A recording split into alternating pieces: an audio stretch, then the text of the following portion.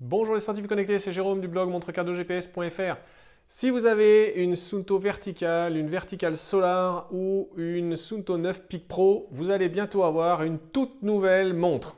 Alors qu'on se comprenne, vous n'allez rien recevoir par la poste, mais par contre, vous allez recevoir une tellement grosse mise à jour que ça va réellement changer votre perception de la montre, tout simplement parce que ça va changer complètement l'interface. Vous allez basculer sur l'interface de la Suunto Race. Si vous avez une montre plus ancienne, à partir de la Suunto 9 Peak, vous ne serez pas concerné par cette mise à jour, tout simplement parce que ce n'est pas la même plateforme logicielle et donc elle ne pourra pas recevoir cette mise à jour d'interface. Pour les Suunto verticales, la mise à jour elle est déjà disponible. Là, allez dans l'application Suunto, télécharger la mise à jour pour qu'elle soit transférée dans la montre. Après, vous allez dans le menu général pour faire la mise à jour. Et si vous avez une Suunto 9 Peak Pro, il faudra patienter encore un petit peu. La mise à jour, elle viendra à la fin du mois. Après, cette mise à jour, elle ne touche pas que l'interface graphique. Donc, on va voir ensemble toutes les nouveautés. Je viens de mettre à jour ma Suunto verticale. La première chose que vous allez remarquer, c'est le changement de l'interface. Donc maintenant, les widgets ne défilent plus horizontalement, mais ils défilent verticalement et ils n'occupent plus l'ensemble de l'écran. Maintenant, c'est des petites cartes comme ça et on peut cliquer soit avec le bouton central, soit avec le tactile pour aller voir le widget dans son ensemble et tous les détails. Pour revenir en arrière, un appui long sur le bouton du milieu. Il n'y a pas que ça qui a changé. Maintenant, quand vous allez appuyer sur le bouton ici, vous allez pouvoir accéder à un widget en favori. Alors, on tape deux fois sur l'écran pour le configurer la première fois. Là, par exemple, vous pouvez mettre les notifications. Et c'est encore pas tout. On va pouvoir configurer deux raccourcis par les appuis longs sur les boutons du haut et du bas. Ça, vous allez trouver dans le panneau de configuration.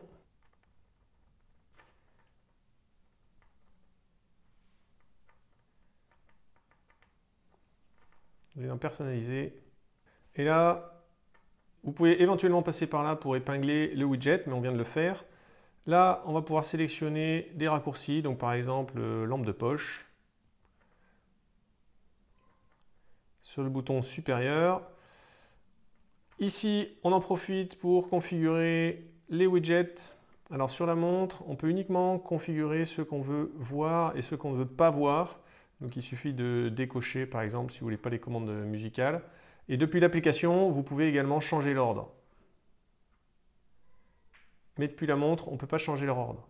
Et enfin, pour finir avec la partie configuration, la watch face, vous avez simplement une nouveauté, celle-ci, avec la barre ici de variabilité de fréquence cardiaque. Vous allez donc découvrir de nouveaux widgets qui sont liés à des nouvelles fonctionnalités sportives.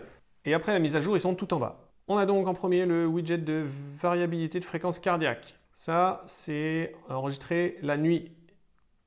Il faut bien penser à avoir activé le suivi du sommeil dans les paramètres et également suivi de la variabilité de fréquence cardiaque. Vous allez là en bas, dans sommeil, vous l'activez.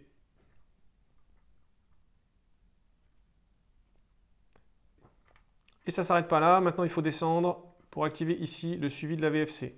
Il va d'abord falloir 3 nuits pour avoir une première mesure et après il va falloir attendre 14 nuits pour avoir réellement le beau widget qui va vous positionner sur un statut de variabilité de fréquence cardiaque et non plus juste la valeur de la VFC en millisecondes.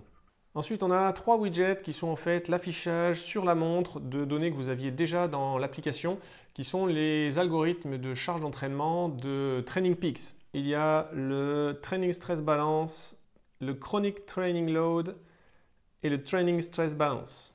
Je viens de recevoir cette verticale All Black juste pour vous montrer cette mise à jour. Donc, j'ai encore pas chargé de cartographie dessus. Mais maintenant, on va pouvoir dézoomer jusqu'au niveau 2000 mètres. Donc avant, on était limité à 500 mètres à la ronde. Ça veut dire 500 à gauche, devant, à droite et derrière. Là maintenant, on va pouvoir dézoomer jusqu'au niveau 2 km. Donc ça veut dire qu'on verra un peu plus de cartes à l'écran. Je n'ai pas utilisé la Suunto 9 Peak Pro sur cette démo parce que la mise à jour est tout simplement pas arrivée. Mais vous recevrez bien la même chose que ce que je vous ai montré sur la verticale.